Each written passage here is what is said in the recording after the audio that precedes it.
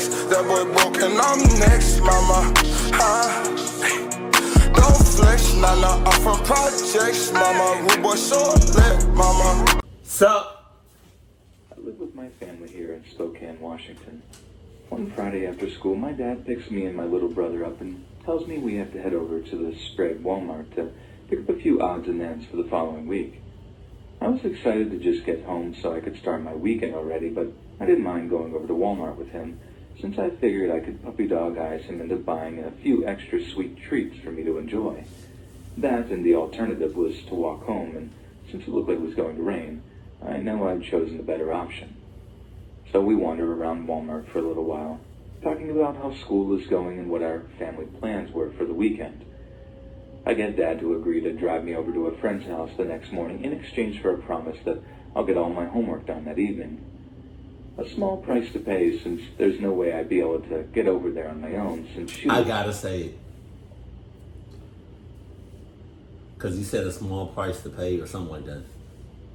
I gotta say it.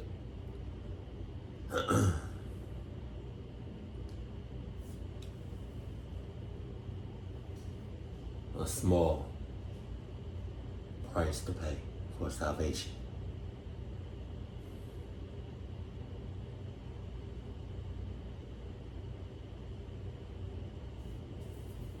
Is that what Thanos said? I don't know. Out of town. So we get checked out, wheel the stuff out to the car, load up into the trunk, and then get ready to leave. But while we're driving out of the parking lot, a woman just sort of appears from nowhere and stands in front of my dad's car. She's wearing a red and black snap. God damn. Oh my God. Jesus. I would have ran her over without feeling nothing.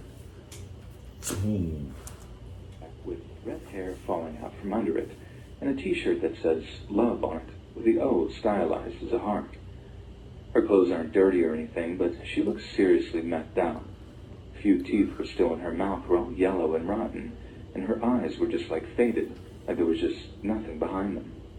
No thought or reason whatsoever.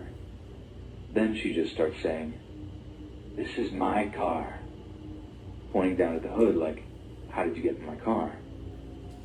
At first, my dad is fairly polite with her, but I can tell he's in no mood for messing around. He's all like, "No, lady, this ain't your car." And, "Sorry, this must be a mistake. Can you please move out of the street? Thank you." And I can tell from the tone of his voice that he's about to get real mad with this lady real fast. But she won't move. She just stands there blocking our car and says, "This is my car," over and over again. That's when my dad turns to me in the back seat and asks if my phone has battery. I tell him yeah, and he tells me to start recording what's happening in case we need evidence to show the cops.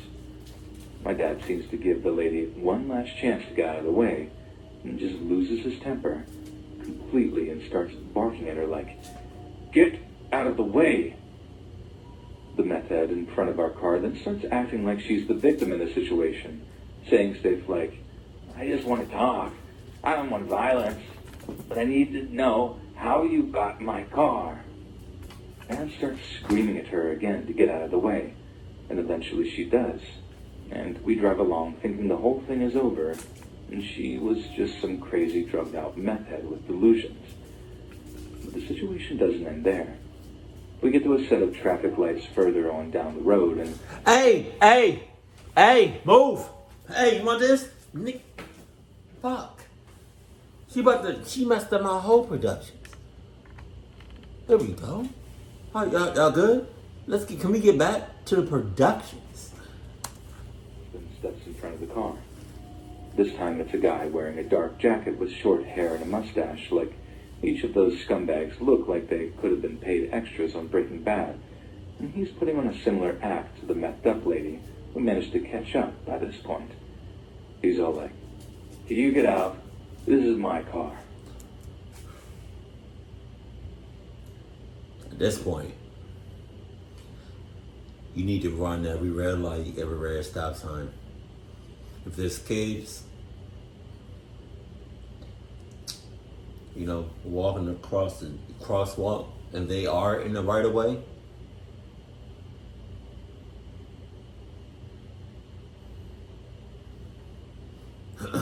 you know what to do. And it's about that time I realized this was just a straight-up attempt to carjack us. He wasn't like, hey, this is my friend's car, and nothing like that. This was obviously some messed up plan that they put together to coerce some naive stranger out of their car so they could just steal it. The guy in front then puts his hand in the inside of his jacket, like he's about to get a gun out or something, but still remains all calm, like, just talk to me, dude, this is my car. How did you get my car? Dad turns to my brother Max and tells him to call 911. Max is shaking like a leaf, and he does as he's told, getting his phone out and dialing 911, while my dad is still telling this guy in front of us to get out of the way. It's not just me and Max that are scared at this point. I can hear it in my dad's voice too, and that really got to me. My dad is tough. Like, to me, he's the strongest man in the world, and up until that point, I'd never heard his voice go like that. It's something I don't think I'll ever forget. So as soon as Max has the 911 dispatcher on the line, Dad takes the phone off of him and starts explaining the situation to the person on the other end.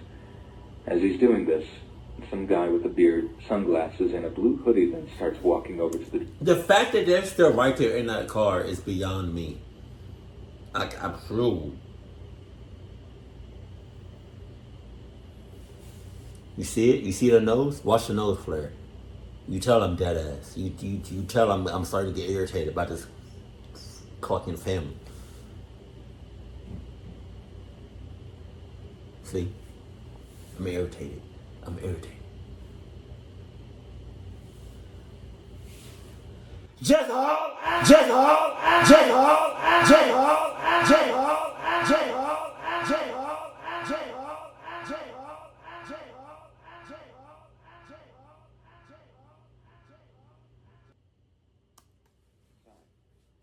Dad tells Max to lock his door, but because he's on the phone and slightly panicking by this point, he forgets to lock his own.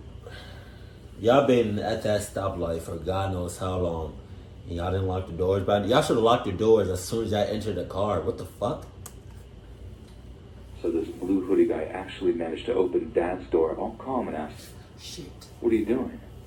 "This is her car," while he points over at the meth head lady. Dad then replies all polite, "This is not her car," then tries to shut the door again. The guy flips, trying and flailing to pry open the door again before Dad shuts it, screaming to get out of the car, while kicking the driver's side door. If they had just came up to try to carjack us, that would have been bad enough. But the mind games they were trying to play with us was what was really scary. Like, they expect us to just be like, "Oh, I'm sorry, I didn't realize this was a car that some meth head could afford. We'll just get out and be on our way." God, it makes me so angry thinking about it now. But at the time, all I could do was burst into tears as I filmed the whole thing. Right then, some other meth head appears at the passenger's side where Max was sitting and starts...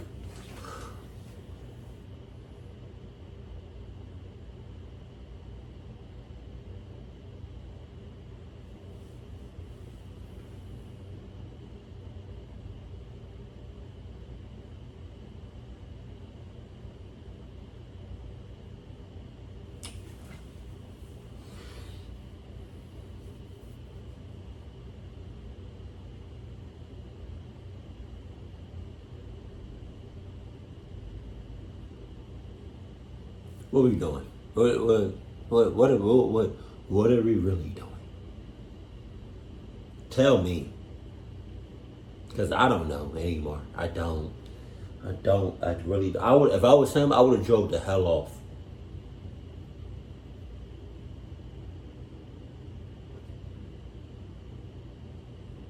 I just don't know anymore. On his side of the door too. Dad starts trying to drive around the gang that was now surrounding us, and the dark jacket guy then jumps on the hood of the car, while another starts smashing a bicycle into the passenger door. Dad then seizes the opportunity and drives off down the avenue, with one of the meth heads still lying on the hood. He's driving fairly slowly, talking to the 911 dispatcher the whole time, careful not to drive too fast in case the guy on the hood falls off and we accidentally run him over. So? But the next thing I know is there's this big roar of an engine to our right-hand side. The guy in the blue hoodie is on a motorcycle, revving the engine and preparing to give chase. He's pulling up alongside us, every so often to shout, slow down, let the guy off. And Dad realizes he's talking about the guy lying on the hood.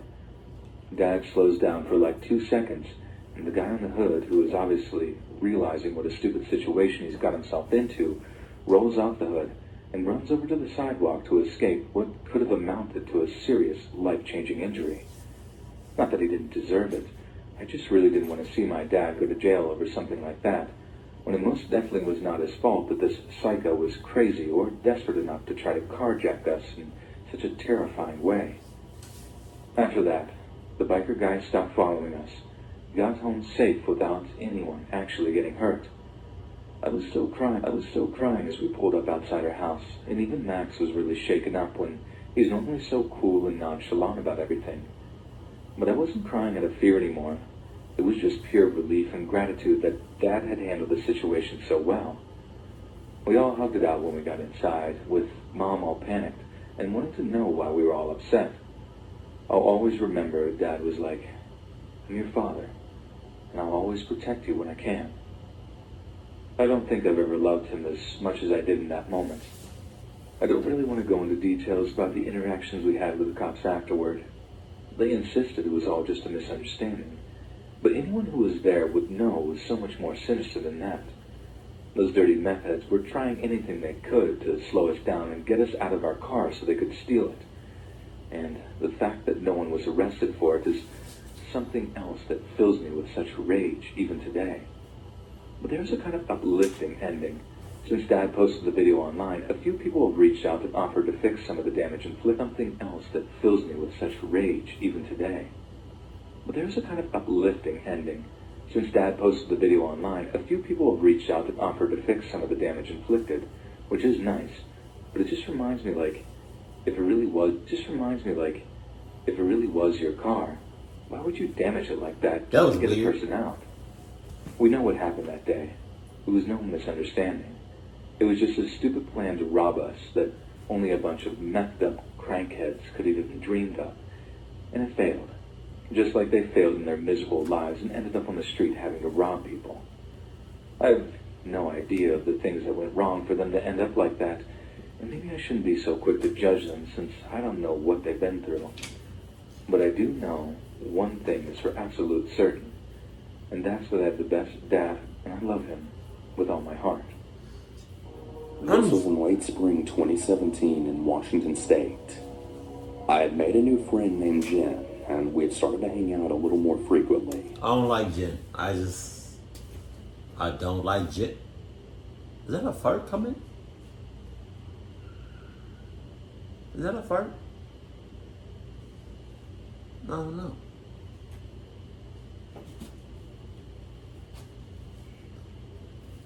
Don't y'all know the feeling if like you don't know if it's a fart or if it's like some shit about to come out? Oh, okay. Oh, that stinks. I was 20 and she was 22.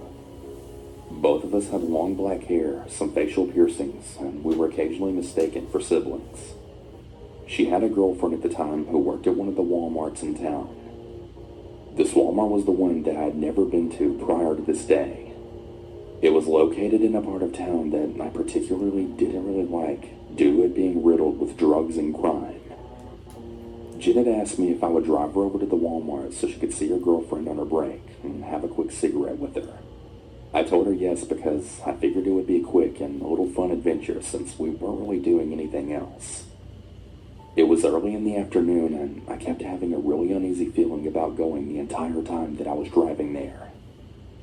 I just felt like something bad was going to happen, but I brushed it off and just figured I was working myself up over nothing. Clock you. When we pulled up and started walking towards the front doors, I noticed there was a car parked at the very front of the building with the hood popped. It was kind of in between the two separate entrances that most Walmarts have. There were three younger guys, 20 to 25 years old roughly, and they were leaning against the car and were just staring at us as we walked in. Guys, the people, probably girls too, but when people still do that, that is so ill. I just lean up against the car and just be like,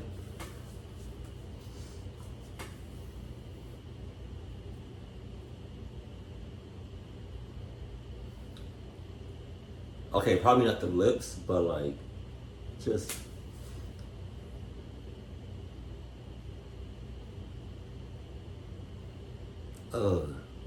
And not even a car. I feel like guys do that just anywhere. I figured they might have thought that we were pretty or something. However, I just couldn't help but get this horrible vibe from them. We walked inside and Jen went over to talk to her girlfriend, and we all went outside to smoke a cigarette. On our way out the door, I noticed that the car was still parked in the very same spot with the hood popped up. And again, the guys had started staring at us again. I kept getting a really huge rush of anxiety, and it just didn't feel right. I decided that maybe I was just nervous because I had never met Jen's girlfriend, and maybe I'm just really socially awkward. We finished up our cigarettes, and we walked back inside. While we were out there, many people had stopped and offered the young men help, but they just declined every time. I could see them shake their head no, and I was far enough away that I could barely hear much, but I did hear them say that they had a friend coming to help them jumpstart their car. After we got inside, Jen said goodbye to her girlfriend, and we talked about what we were going to do for the next couple of hours until her girlfriend was off work. We continued to discuss this on our way out the door. We were crossing the main driving area up in the front and walked into my car when one of those guys from that car then came running up to us. Wow. He was fairly good looking, and he seemed like a normal 20-something guy. I don't care. I don't. If somebody starts hauling ass to me, that's not a good sign. That's not. I don't know shit what's going on. That's not a good sign. Somebody haul ass in. I'm sorry, I forgot to turn my my Bluetooth off. Not my Bluetooth. I forgot to put my phone on airplane mode. So now I can see the notifications that are coming on my phone, but it's not interrupting my recording. But like, think about it. Like, somebody haul acid to your car. I mean, to you. And you, like, that's not a good, like, think about it. Like, somebody, you just minding your business. And somebody talking about something. Or, I look kind of mean when I was running. What if they look happy? That's creepier than the face I made previous. Oh. He had started to smile, and he asked if we had any jumper cables to jump their car. Having heard them say earlier that their friend was on their way to jump their car, I figured they were getting impatient on waiting, or their friend must have bailed on them or something. I told him that I did, and that if he wanted me to jump the car, I can pull my car up there to help him out, but he would have to connect the cables since I didn't really know where they hook up at. That's when he then said back, "How about I just ride with you in your car? What? Show you where our car is." Now, this really struck me as extremely odd, so I just said back, "I can see your car. It's the one parked right in the front of the building, right?" Right at this time, I looked over at Jen, who had the same expression of, "What the fuck is going on here?" on her face as I did. He then said, "Yeah, but I could just ride with you guys because I can help guide you when you're driving up to the car." What are you talking about? What are you talking about? It's right, your car is right there. What are you talking about? "No, that's okay. I can drive up there myself," I said. This is when I really started to panic because we'd been walking to my car this entire time when we were talking, and I was almost to it.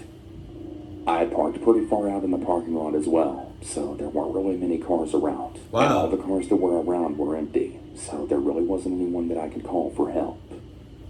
The guy made one last plea by saying, "Well, can I ride with you so I don't have to walk all the way back up there? It's really a far walk, and you'll get to my car before I do." I finally had enough of this dude and trying to be nice, and I said very sternly, "Look, dude, I'll jumpstart your car, but you're not getting in my car." "Fine," he said, and he seemed pretty disappointed. We got in my car and Jen and I talked about whether we should even go help him now, all the while buckling our seatbelts. We ultimately decided that if we were in the front of the building, we should be fine since it was broad daylight and there were pretty much cameras everywhere, and there was also quite a few people in the area. What we saw next made all of the blood rush out of my face. As we drove up to the parking road towards the front of the building where the car was parked at, I then saw the guy that we had just talked to running to the car, while the other two guys slammed the hood shut, started the car, then peeled out of the parking lot right as the other guy got in the car. I parked my car in another space, and I tried to call my fiancé and tell him what happened, and I asked him if he thought I should call the police. I was shaking, and my eyes were tearing up. I had never felt that kind of fear before in my life. These guys just looked like your run-of-the-mill young and attractive guys. They were around my age, and I always thought that these kind of things were really only done by creepy older men. You know, the kind you shy your children away from based off looks alone. Not by young attractive guys who probably graduated high school in the last 5 years. I couldn't get a hold of my fiancé, and I just really wanted to get the hell out of there because I just didn't feel safe anymore. I ended up deciding not to call the police, which I still really regret to this day. It's been a little over 3 years now, and whenever I think... Okay, toned arms. Okay. Alright. Okay. Allah. You probably could have took him. You still would have been clubbed. I really wonder what that guy would have done if I had let him get in my car. A couple of weeks after this happened, I was watching the local news with my sister and fiancé. They were running a story talking about an attempted kidnapping that had actually happened earlier that day at the very same Walmart that we had been to when our incident happened. They said that the unidentified individuals weren't caught, but they were posing as people with car trouble that needed help. I'm absolutely positive that it was the same set of guys that we encountered that day. I now won't go anywhere near that side of town unless I absolutely have to. And if I ever go to the store, I always make sure my fiancé's with me. So this happened about 13 years ago. I was 10 years old at the time and my brother was 8. During that year, we had just moved to a new town and the Walmart had this sweet arcade up near the service desk. So Who is that? Who's walking? Who's walking? They sus. They sus and in cahoots. My parents would bring us grocery shopping. They'd give us a few dollars and let us go play in the arcade. Now, the town had an incredibly low crime rate, and the arcade was right at the front of the store where dozens of people were checking out. So, I mean, what could possibly go wrong? So, my brother's playing the claw machine while I'm standing on the side of it and trying to help him angle it perfectly above a stuffed animal that he's trying to get. Suddenly, this random hillbilly walks up to the claw machine next to us, inserts a quarter, and begins moving the claw around. But for most of this time, he's making eye contact with my brother and smiling. Not even watching his own game. He's not even talking to us. He's just staring and smiling. He has long, thin brown and silver hair pulled back in a loose ponytail at the base of his skull. He also has a camo trucker hat and a long, scraggly beard. I think I can remember vividly the way he smelled. It was kind of like a stale beer ashtray and something that smelled like a sweet yet sour dirt. Or maybe fungus. I'm not really sure. He tries to make small talk with me and my brother. The way we were raised was to always be aware of strangers, but still be polite. Eventually we get bored of the game we're playing and I usher my brother to follow me to a new game, which was on the opposite side of the arcade. A few seconds later, the man follows us, then stationing himself once again right at the claw machine next to us. At some point, an overweight lady had walked in and then said to the hillbilly, "Hey, what are you doing to these little kids?" and then snickers at me. He then replies with, "I'm trying to win them some stuffed animals." The lady then begins playing the claw right on the other side of us. So pretty much now my brother and I are literally sandwiched right between these two strange hillbillies. His comment comes across kind of weird to me because I previously thought that maybe he was just trying to win something for his kids or something. But this entire time he had just been following my brother and I around from game to game trying to win us toys. This has been going on for maybe about 20 minutes at this point. They followed us to several different machines and spent a lot of money. Every single time my brother and I switch machines, What are they doing? Now they just playing. These kids.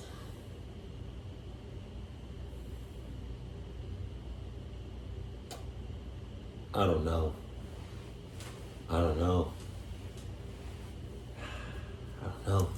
they follow us. The hillbilly then says to the lady, "Hey, I'm out of money. You got any?" She then says back, "Nah, I'm broke too." My brother then says, "I have $1 still."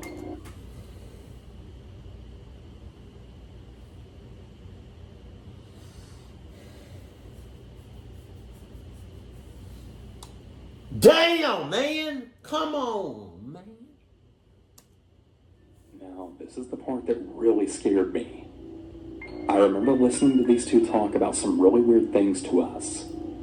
Asking if I have a boyfriend, asking where we go to school, where our parents work, if we've ever done drugs, etc.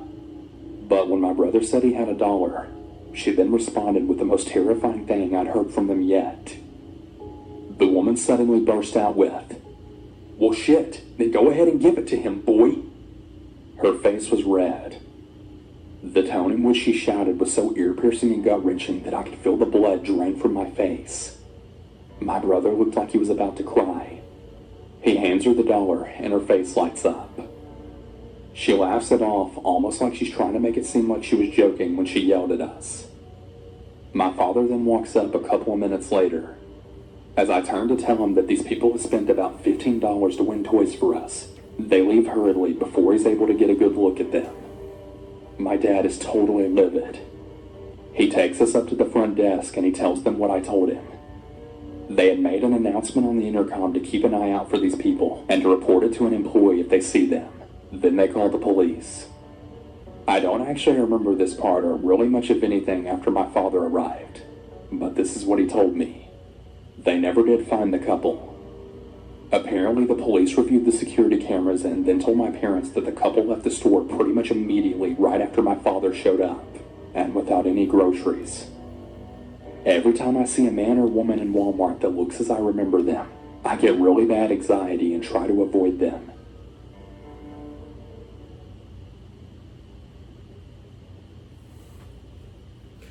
Holy shit. Those kids played around a little bit too much with them. They hung around with them. Where was the dad at? Jesus Christ, man. If I was in this story, if I was the two girls, wow. If I was in that situation, I would have been like, that's tough. It's hella people outside Walmart. You just gotta ask us. Nah, I'm not feeling that. I would have said no. I would have been like, that's tough. I would have been like, you got mad people. I hiccuped. Jesus. I would have been like, you got mad people. Wow. I would have been like, you got mad people right here. A hella people in front of Walmart. You gotta ask us. Two females. You gotta ask us. No. You got it. Jesus. The first story.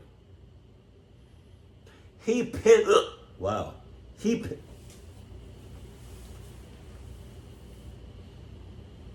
Give me a sec. I mean, I don't know why I'm hiccuping. What causes a hiccup?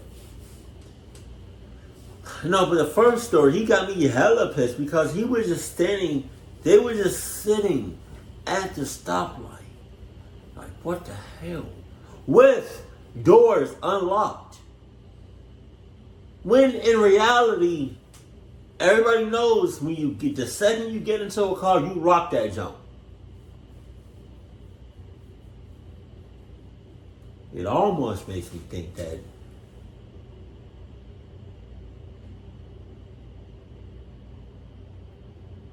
the dad was in the whole. No, I'm not gonna say that. Just I'm reaching. Keep it cool, keep it classy, and I love you. Stay happy, my family.